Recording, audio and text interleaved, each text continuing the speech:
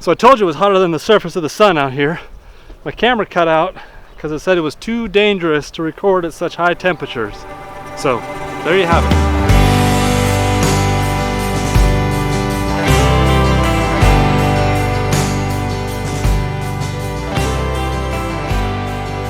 It is Saturday morning, and Monday we are going to, okay, what's it called? The FFA Play Day? Yeah. FFA Play Day. This is for 4-H, where they can bring some of their animals and practice showing them. They can get some demonstrations on how to show them. The one thing that we want to do with that is bring our pigs to get weighed, because we are worried that they're going to be overweight. They have to be under 300 pounds to qualify for the market sale. So we got to but we got to build a ramp to get these pigs into the trailer. We have put this off for years. We have loaded these pigs in other ways. We've borrowed somebody else's trailer that had a ramp, so we've done it with a ramp. But we've put off building one of our own for years, just because we've always been in a rush and haven't had time. But we got time today, so we're going to build a ramp. So we're just going to measure how wide we need this ramp and how high up the trailer is, so we can kind of get an idea of how long we need to make it.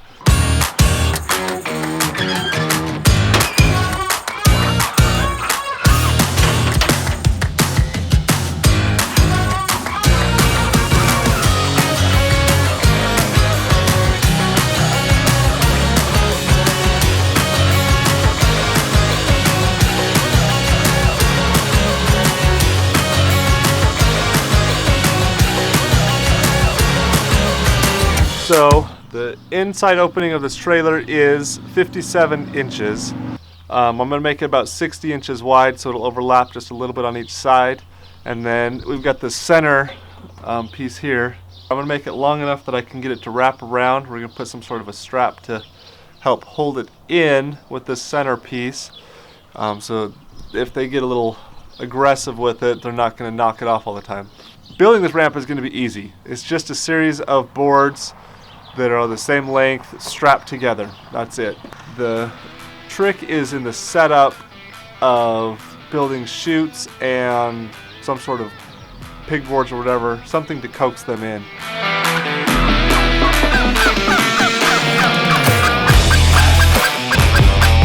So one of the biggest things we got to figure out is if I've got enough scrap wood for this. I am not going to go spend $8 on a 2x4 for a pig ramp. So we got to find out what we got. We got a lot of scrap, but make sure we've not got enough.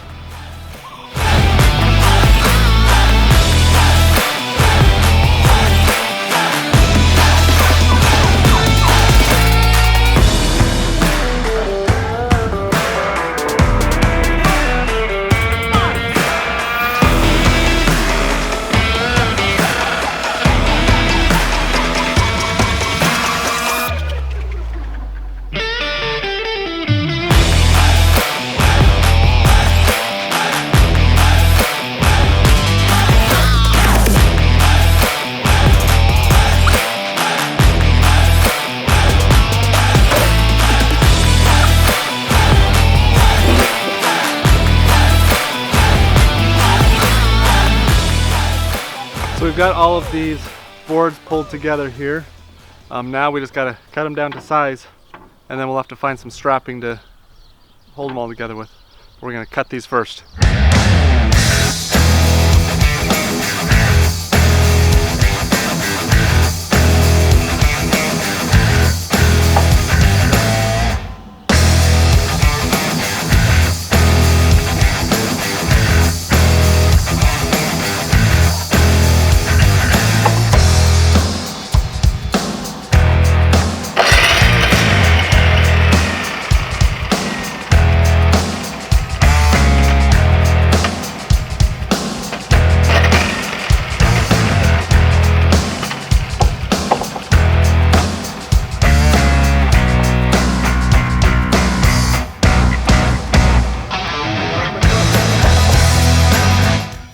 I got about 1/4 of an inch of a cut and then my saw stopped working.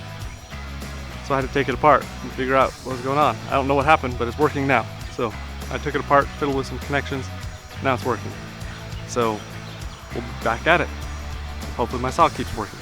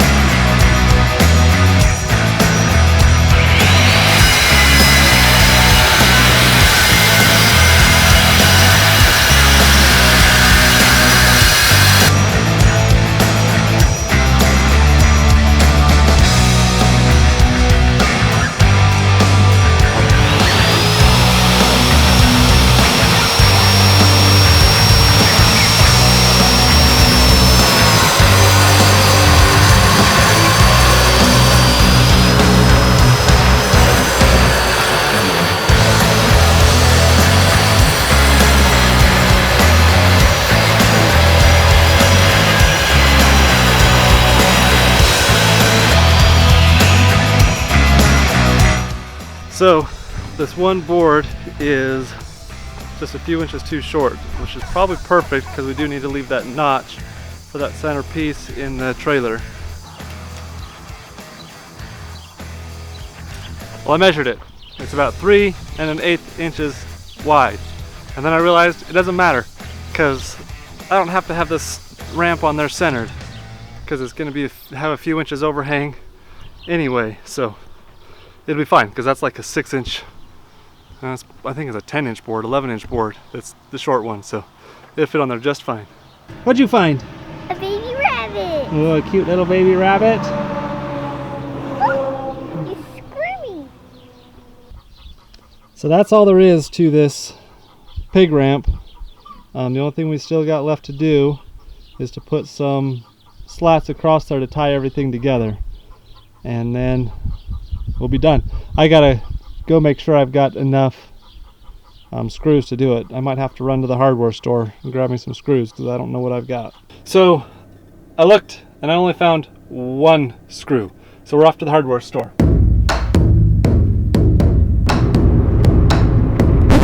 And now I'm sitting on the side of the road. My engine just turned off. It just filled up with gas right before I came home last. So I don't know what's going on with this engine. So that might be the end of our hardware trip and the end of our pig ramp because my car died. So we're gonna see if we can figure out what it is.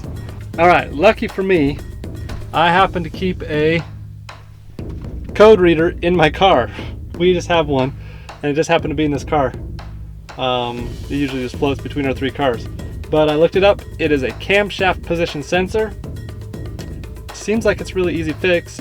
I just got to figure out how to get off the side of the road. So we'll see if I can do something to get this thing started or if I got to call for somebody to come pick me up. Well, there she's going to stay until it cools off and we tow her back home. Now that we're back with some hardware, about a giant bag of screws, we're just going to start putting these ties on there, just some straps across it just to hold it together. We'll put them straight across on the front to make kind of cleats that the pigs can catch on so they're not just sliding on the wood. And then we'll flip it over and we'll probably use some thin ones to do a diagonal across it so it's not going to shift on us. It'll be pretty sturdy after we do that.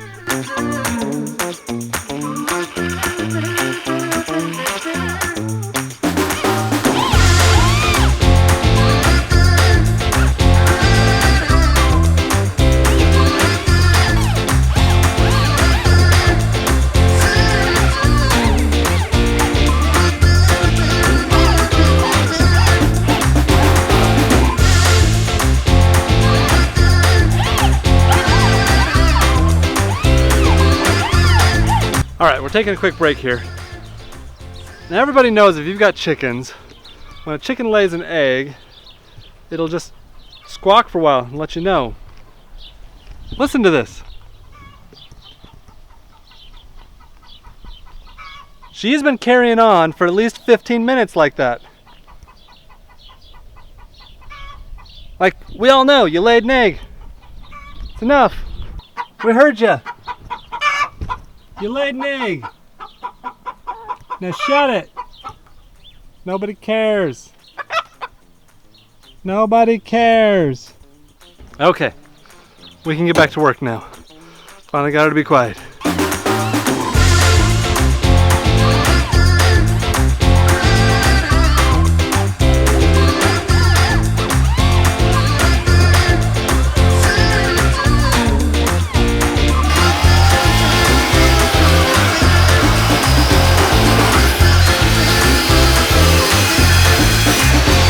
I had to go find me a hat. It's hot out here today. Hotter than the surface of the sun.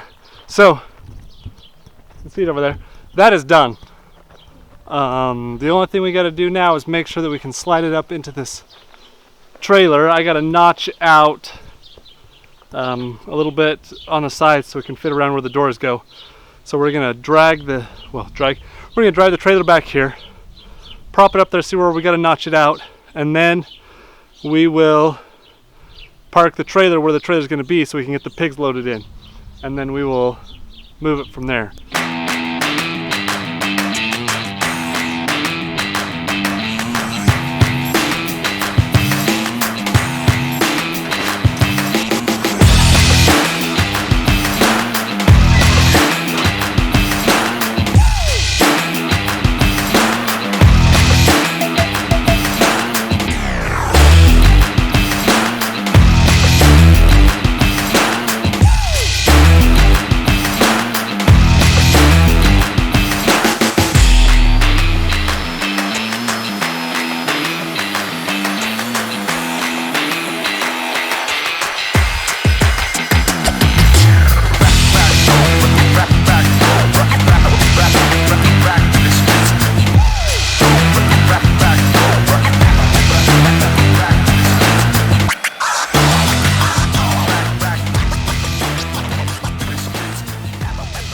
Well, I couldn't see what I was doing, so I accidentally cut a little extra through there, but that'll be all right. So while we've got it propped up like this on the underside of it, you can see that, we're going to put some braces.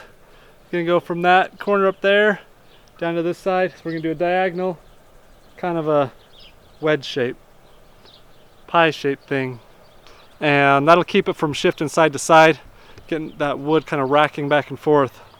Make it a little bit more solid as we're moving it around. It won't make a difference about when it's sitting still. So I told you it was hotter than the surface of the sun out here. My camera cut out because it said it was too dangerous to record at such high temperatures. So there you have it. It's too hot for camera. In the meantime, I went ahead and put those straps on there. You can see they're just slanted across there. That'll keep those boards from racking against each other. That should be dang solid now. So we're going to set it in place, make sure everything fits so I don't have to make any adjustments, and then we're going to go put it in place where we're going to load the pigs up, and I'll show you the setup that we need to make this easier for ourselves.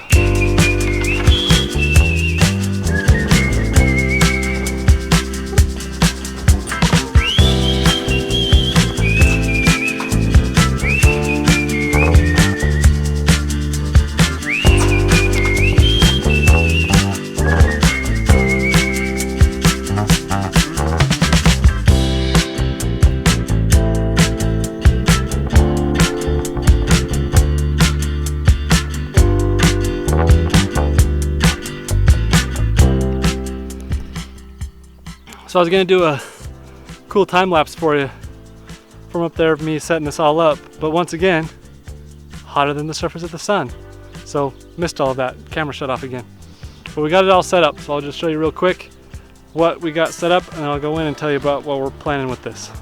So here's the basic idea. We got the pig house there, there's the feeder, the gate that normally keeps them in, the ramp there leading up to that trailer. Here's the other side of where the gate usually goes. We're going to put something to connect there. We'll probably put some wire on this side to keep them from pushing on that gate. And they can just waddle their way right in there. All right, so we're in the basement cooling off here. But the principle is this. A pig, you will never make a pig go where it does not want to go. It's gonna go where it wants to go no matter what you do. You're not strong enough to stop it. A full-grown pig can lift like 2,000 pounds with the end of its nose. So good luck overpowering that. The only way you're gonna get a pig to go where you want it to go is to make where you want it to go become where it wants to go. And there's two ways to do that. One, you can make where you want it to go a cool place to go. Or number two, you can make the opposite of where you want it to go be a miserable place to be, which in essence means you can feed it where you want it to go, or you can beat it where you don't want it to go. We're gonna opt for feeding it today. You can use alleys and pig boards and stuff. All you're using is fear to scare it away from where you don't want it to be, and thinking it only has one option to get away from you. We've got time. We've got till Monday, today's Saturday, to get these pigs in there. So we are going to allow them to explore that trailer. We're going to start feeding them inside that trailer, and by Monday they'll just walk right in there, no problem.